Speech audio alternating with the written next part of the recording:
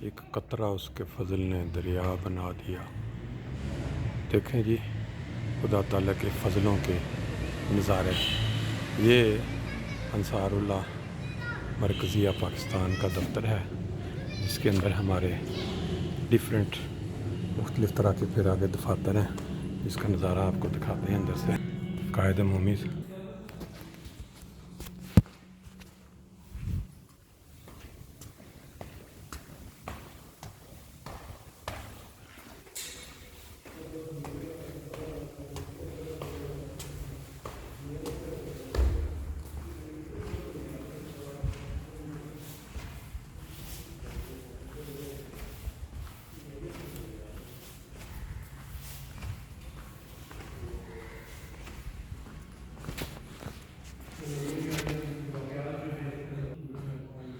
Second floor पे मुख्तलिफ दफातर हैं। जो देखें दफातर से साथ ही अटैच इंतज़ामात सारे। और फिर इस साइड पे माशाल्लाह काफ़ी ज़्यादा तरक्की की है अंसारुल्लाह मरकज़िया पाकिस्तान ने। बड़ी अच्छी बिल्डिंगें, बड़े बड़े हाल बन गए। साइड पे फिर किचन भी बना हुआ है माशाल्लाह।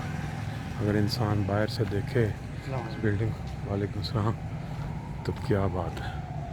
अल्लाह ताला की नेमतें या बरकतें नज़र आती हैं, आपको बचपन की यादें ताज़ा करवा देती हैं। ये है ईवान महमूद, जहाँ पे हमारे शहर रबवा के नौजवान आके अपनी अपनी स्पोर्ट्स का शौक़ पूरा करते हैं। डिफरेंट तरह की गेम्स बचपन में आते रहे। दोस्त आ रहे हैं और अभी आपको अंदर का नज़ारा दिखाते हैं चल के। ये नज़ारा जो आप देख रहे हैं इस वक्त, ये ईवान महमूद रबवा का अंदरूनी नज़ारा है। और यहाँ पे नमाज इशा के बाद नौजवान अपना टेनिस का बैडमिंटन की बहुत अच्छी क्लासिक गेम हो रही है। और थोड़ा सा अगर ऊपर जाकर देखें तो अपना टेबल टेनिस का भी अपना चला सकते माशाल्लाह जी। ये वो वक्त की बात है। काफ़ी साल पहले कभी हम भी यहाँ आया करते थे खेलने के लिए। ये देखें ये सारे खलीफतुल मसीह सालिस का एक इरशाद लिखा गया है। और फिर बाकी के और ये इधर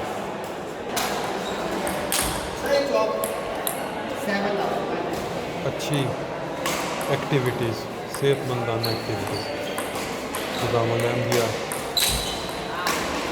रबवा नौजवानों को प्रोवाइड करती है। ये अभी रात 10 बजे तक यहाँ पे ऐसे ही स्पोर्ट्स चलती रहेगी। वो नौजवान जो बाहर चले गए, उन सबको ये नज़ारा देख के अपना बचपन याद आ जाएगा, अपना माजी याद आ जाएगा। पूरा राउंड लगाने के बावजूद कोई एक भी चेहरा शनासा नज़र नहीं आया। बिल्कुल ऐसे लगता है जैसे सब अजनबी। नई जनरेशन बड़ी हुई है, सारी पुरानी जनरेशन बाहर निकल गई, जिसकी वजह से हमें कोई इधर बंदा वाक़फ़ीन में से नज़र नहीं आ रहा जो वाक़फ़ हो। बहरहाल जी ऐसे ही चलता है, ज़िंदगी का निज़ाम है ये। देख इधर भी ज़ोर आजमाई हो रही है। ये देख ईवान महमूद। कोई वक्त होता था कि यहाँ पे बहुत सारे हमें अपने वाक़फ़ मिलते थे, रबवा में रहने वाले जो इधर खेलते थे। लेकिन अब चक्कर लगा के देखा कोई यहाँ नहीं। और ये देखें सड़कों, ये बाहर जो चारदीवारी के ऊपर इन्होंने वो लगाया हुआ है हिफाजती लोहे की ग्लैरन या क्या कहते हैं उसको। क्यों? पाकिस्तान बदबख्त ज़ियाउल हक ने जो पनीरी लगाई मौलवियों की, उसने बड़े हो के पूरे पाकिस्तान का सत्यानाश किया। हर वक्त ख़तरे का आलम।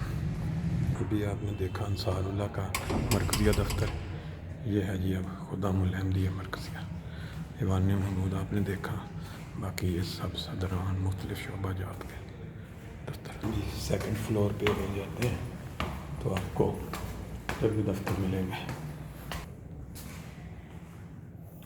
इस वक्त तकरीबन यहाँ पे खामोशी है, रात का टाइम इशा के बाद, इस वजह से फिर कोई ज़्यादा हाज़िरी नहीं है। माशाल्लाह जी, अंदर का नज़ारा देखा, बाहर से भी देख लें दीवान महमूद के बाहर क्या हाल है सड़कों का। और ये दरख्तों ने माँ, उस वक्त इतने दरख्त नहीं होते थे, लेकिन अब इसको तकरीबन छुपाया हुआ है दरख्तों ने पूरी बिल्डिंग को। बाकी हिफाजती नुक्ता निगाह से, जैसे आपको पहले बताया था, मौलवियों के शर से बचाने के लिए, या उन लोगों के शर से जिनको खुदा के नबी ने आसमान तले बदतरीन मखलूक बताया। ये बाज़ार है और ये है वो जिसको आप हर बंदा रब देखा जानता हो, जूस कॉर्नर। जो बंदा रब्बा में रहा है हो नहीं सकता कि वो इसको भूल सके या इसको ना जानता हो। बड़ी टॉप की दुकान है माशाल्लाह जी, बड़ी तरक्की करते हैं। रात का नज़ारा जो रब वाक़ा, ये देखो सुपर बर्गर, क्या नाम रखा है इन्होंने, सुपर बर्गर। अब ये अस्सलाम वालेकुम, क्या हाल है, ठीक ठाक हो? माशाल्लाह जी माशाल्लाह। मैं क्या ਤੁਹਾਡੀਆਂ ਵੀਡੀਓਜ਼ बना के ज़रा दुनिया च थोड़ा ਜਿਹਾ तारुफ भी करा दिए। किन्ने सालों ਤੋਂ ਤੁਸੀਂ ਬਣਾਈ ਹੈ? किन्ने साल ਤੋਂ ਬਣਾਈ दुकान? 20 साल हो गए इस दुकान ਦਾ। ਉਹ ਮੈਂ ਨਾਲ ਵਾਲੀ ਜੁੱਫੀ ਨੂੰ ਤੇ ਜਾਣਨਾ, ਜੁੱਫੀ ਨੂੰ ਜਾਣਦੇ ਜੇ ਨਾ? ਅੱਛਾ ਅੱਛਾ, ਉਦੋਂ ਦੀ ਚੱਲ ਰਹੀ ਹੈ ਮਾਸ਼ਾਅੱਲਾ। ਬਾਕੀ ਇਹ ਸਿਰਫ ਬਰਗਰਾਂ ਦਾ ਕੀ ਕੰਮ ਰੱਖਿਆ? ਲੇਕਿਨ ਯਾਰ ਉਹ ਚੀਜ਼ ਨਹੀਂ ਹੁਣ ਮਿਲਦੀ, ਉਹ ਜਿਹੜੀ ਇੱਥੇ ਉਹ ਘੋੜਿਆਂ ਦੀ ਤੇ ਉਹ ਜਿਹੜੇ ਜਾਂਦੇ ਹੁੰਦੇ ਸੀ ਉਹ ਟਾਂਗਿਆਂ ਦੀ, ਉਹ ਚੀਜ਼ਾਂ ਯਾਰ ਰੱਖਿਆ ਉਹ ਜਿਹੜੀ ਪੋਲੂਸ਼ਨ ਵਿੱਚ ਸ਼ਾਮਲ ਕਰਦੇ ਸੀ ਨਾ, ਉਹ ਚੀਜ਼ ਨਹੀਂ ਹੈਗੀ ਮਾਸ਼ਾਅੱਲਾ। ਤੁਹਾਡੀ ਮਤਲਬ ਸੈਟੀਸਫਾਈਡ ਜੇ ਜਦੋਂ ਦੇ ਮਤਲਬ ਤੁਹਾਡੀ ਖੁਦ ਚਲਾਈ ਸੀ ਜਾਂ ਆਪਣੇ ਤੁਹਾਡੇ ਵਾਲਦ ਸਾਹਿਬ ਨੇ ਪਹਿਲਾਂ ਸੀ? ਵਾਲਦ ਸਾਹਿਬ ਉਹ ਕਿੱਥੇ ਨੇ? ਜਰਮਨੀ। ਕੀ ਨਾਮ ਹੈ ਉਹਨਾਂ ਦਾ? ਕਿਹੜੇ ਸ਼ਹਿਰ 'ਚ ਨੇ? ਸਿਟੀ ਫਰੈਂਕਫਰਟ 'ਚ। ਮੈਂ ਵੀ ਫਰੈਂਕਫਰਟ ਦਾ ਯਾਰ। ਪੂਰਾ ਨਾਮ ਦੱਸੋ ਜੇ ਫਰੈਂਕਫਰਟ 'ਚ ਲਾਜ਼ਮੀ। ਕੀ ਕਰਦੇ ਨੇ ਉੱਥੇ? ਰੱਬਾ ਦੀ ਨਾਈਟ ਟਾਈਮ ਤੁਹਾਨੂੰ ਦਿਖਾ ਰਹੇ ਹਾਂ ਇਸ ਟਾਈਮ। ਅਵਾਮੀ ਰੈਸਟੋਰੈਂਟ ਤੇ ਸਾਡਾ ਇੱਕ ਵਾਕਫਕਾਰ ਯੂਪੀ ਨਾਮ ਤੋਂ, ਇਹ ਵੀ 20 ਸਾਲ ਤੋਂ ਚੱਲ ਰਿਹਾ ਮਾਸ਼ਾਅੱਲਾ। ਪਹਿਲੇ 버ਗਰ ਹੁੰਦੇ ਸੀ, ਹੁਣ ਰੈਸਟੋਰੈਂਟ ਬਣ ਗਿਆ। ਇੱਧਰ ਨਾਲ ਬਿਜ਼ਨਸ ਵੀ ਚੱਲ ਰਿਹਾ। ਆਹ ਦੇਖੋ ਪੂਰੀ ਲਾਈਨ ਚੱਲ ਰਹੀ, ਕਮਾਲ ਹੋ ਰਹੀ। ਉਧਰ ਸਾਦਾ ਕੰਮ ਜ਼ਰਾ, ਇੱਧਰ ਜ਼ਰਾ ਥੋੜ੍ਹਾ ਜਿਹਾ ਨਾ ਚੁੱਕ ਕੇ ਇਹਨਾਂ ਨੇ ਰੱਖਿਆ ਮਾਸ਼ਾਅੱਲਾ। ਕੀ ਬਾਤ ਹੈ। ਅੱਲਾਹ ਤਾਲਾ ਨੇ ਜਦੋਂ ਰਿਜ਼ਕ ਦੇਣਾ ਹੁੰਦਾ ਨਾ, ਉਹ ਫਿਰ ਇੰਤਜ਼ਾਮ ਕਰ ਦਿੰਦਾ ਹੈ। ਦੇਖੋ ਸਾਹਮਣੇ ਬੈਠੇ ਨੇ ਨਾਲ, ਜਿੱਥੇ ਚੱਲ ਰਹੇ ਜੇ ਤਾਜ਼ਾ ਫਰੈਸ਼ ਲੱਗ ਰਹੇ ਨੇ ਨਾਲ ਜ਼ਬਰਦਸਤ ਜੀ। ਇੱਕ ਸਿਸਟਮ ਤੁਸੀਂ ਬਾਹਰ ਦਾ ਦੇਖ ਲਿਆ ਤੇ ਇਹ ਅੰਦਰ ਦਾ ਵੀ ਨਜ਼ਾਰਾ ਦੇਖ ਲਓ। ਇਹ ਮਾਸ਼ਾਅੱਲਾ, ਇਹ ਦੇਖੋ ਸਾਰੀਆਂ ਕੁਰਸੀਆਂ ਲੇਡੀਜ਼ ਵਾਸਤੇ ਇੰਤਜ਼ਾਮ। ਤੇ ਇਹ ਸਾਡੇ ਆਪਣਾ ਦੋਸਤ ਨੇ ਪੁਰਾਣੇ, ਅਸੀਂ ਤੈਨੂੰ ਜੁੱਫੀ ਕਹਿੰਦੇ ਸੀ, ਅੱਜ ਤਾਂ ਸਾਨੂੰ ਜੁੱਫੀ ਜ਼ਫਰ। ਇਹ ਬਾਕੀ ਦੁਨੀਆ ਸਾਰੀ ਨਿਕਲ ਗਈ ਇਹਨਾਂ ਦੇ ਹੱਥੋਂ ਜਰਮਨੀ, ਪਰ ਇਹ ਇੱਥੇ ਪੱਕੇ ਕਾਇਮ। ਟਰਾਈ ਨਹੀਂ ਮਾਰੀ ਜਰਮਨੀ ਦੀ? ਖਿਆਲ ਹੀ ਨਹੀਂ ਹੈ। ਖਿਆਲ ਹੀ ਕਿਉਂ? ਵਜ੍ਹਾ ਇੰਨੀ ਦੁਨੀਆ ਗਈ ਹੈ। ਅੱਛਾ ਪਹਿਲਾਂ ਮਾਸ਼ਾਅੱਲਾ ਕਿ ਅੱਛਾ ਨੂੰ ਭੇਜਣ ਦਾ ਪ੍ਰੋਗਰਾਮ ਹੈ। ਚਲੋ ਤੇ ਵੈਸੇ ਇਹ ਵੇ ਕਿ ਜਰਮਨੀ ਜਾਣ ਦਾ ਸ਼ੌਕ ਨਾ ਹੋਣਾ ਹੈ, ਪਹਿਲੀ ਵਾਰੀ ਸੁਣਿਆ ਕਿਸੇ ਕੋਲ। ਹਾਂ ਚਲੋ ਅੱਛਾ ਤਾਜ਼ਾ ਫਰੈਸ਼ ਚੀਜ਼ਾਂ ਤਿਆਰ ਹੋ ਰਹੀਆਂ ਨੇ ਅੱਜ ਵਾਸਤੇ ਕਿ ਸਵੇਰ ਵਾਸਤੇ? ਸ਼ਾਮ ਵਾਸਤੇ। ਕਿੰਨੇ ਸਾਰਾ ਵਿਕ ਜਾਏਗਾ ਸ਼ਾਮ? ਅੱਛਾ, ਤੁਹਾਡੀ ਸਵੇਰ ਕਿੰਨੇ ਵਜੇ ਖੋਲਦੇ ਹੋ? ਸਵੇਰ 6 ਵਜੇ। 6 ਵਜੇ ਸਵੇਰ? ਨਾਸ਼ਤਾ ਕਦੋਂ? ਹਲਵਾ ਪੂੜੀ? ਹਲਵਾ ਪੂੜੀ ਕਿੱਥੇ ਤਿਆਰ ਹੁੰਦਾ? ਮਮੂਦ ਸਵੀਟ। ਅੱਛਾ ਉਹ ਗੱਲ। ਤੇ ਰਾਤ ਕਿੰਨੇ ਵਜੇ ਬੰਦ ਕਰਦੇ?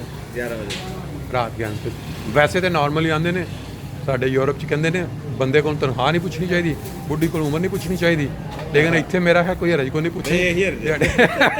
ਨਹੀਂ ਨਾ, ਨਹੀਂ ਕਿਤੇ ਟੈਕਸ ਵਾਲੇ ਨਾਲ ਪੈ ਜਾ। ਚਲੋ ਠੀਕ ਹੈ ਫਿਰ। ਤਾਜ਼ਾ ਜਿਹੜੇ ਫਰੈਸ਼ ਰੋਟੀ ਤੰਦੂਰ ਦੇ ਵਿੱਚ, ਇਹ ਤੁਹਾਨੂੰ ਉੱਥੇ ਨਹੀਂ ਲੱਭਣੀ ਯੂਰਪ 'ਚ ਜਨਾਬ।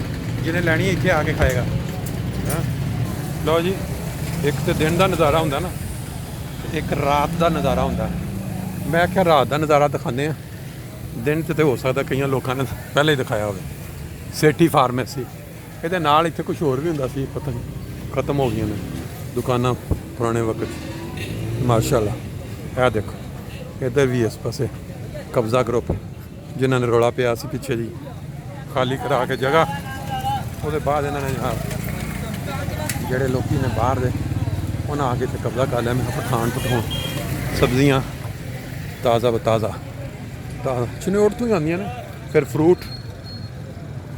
ਇਹ ਦੇਖੋ ਸਾਰੇ, ਇਹ देखो कमाल है यार नज़ारा।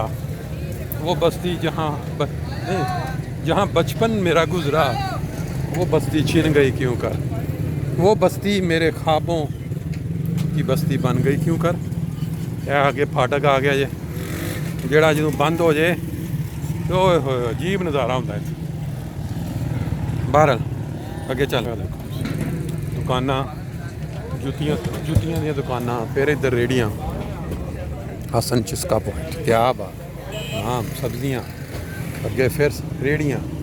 ਕਮਾਲ ਹੋ ਗਈ ਯਾਰ, ਸਾਡੇ ਸ਼ਹਿਰ ਦੀਆਂ ਪੁਰਾਣੀਆਂ ਯਾਦਾਂ।